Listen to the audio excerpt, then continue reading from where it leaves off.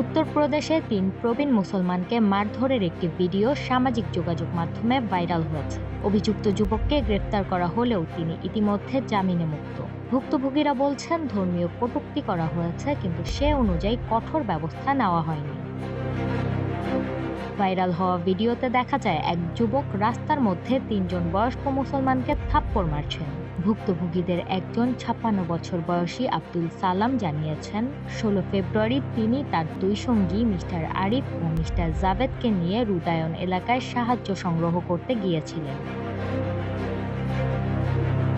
তার অভিযোগ, পেছন থেকে এক ব্যক্তি হর্ন বাজায়, কিন্তু তারা সেটা শুনতে পাননি।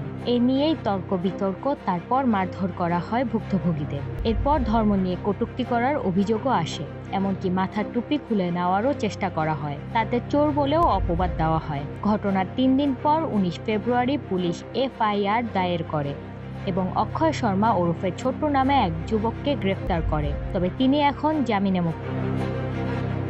স্থানীয় পুলিশ কর্মকর্তা জানিয়েছেন তদন্ত চলছে, কিন্তু ভুক্তভোগী আব্দুল সালামের দাবি ধর্মীয় বিদ্বেষমূলক ধারা যুক্ত না করায় অভিযুক্ত দ্রুত জামিন পেয়ে গেছেন। অভিযোগ রয়েছে, অভিযুক্ত নিজেকে বজরং দলের নেতা পরিচয় দিয়েছিলেন এবং আধার কার্ড দেখতে চেয়েছিলেন, তবে এ বিষয়ে স্বাধীনভাবে নিশ্চিত হওয়া যায়নি। স্থানীয় সমাজবাদী পার্টির বিধায়ক ব্রজেশ যাদব দাবি করেছেন, অক্ষয় শর্মা গোরক্ষা মিশন নামে একটি সংগঠনের জেলা সভাপতি, যদিও এ দাবিও নিরপেক্ষভাবে যাচাই করা সম্ভব হয়নি বিবিসির পক্ষে।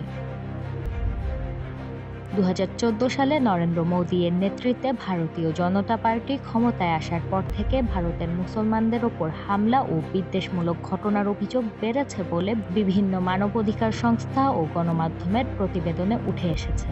গোরক্ষা, লাভ জিহাদি কিংবা ধর্মীয় স্থাপনা নিয়ে বিরোধ, এসব ইস্যুতে একাধিক সহিংস ঘটনার নজির হয়েছে।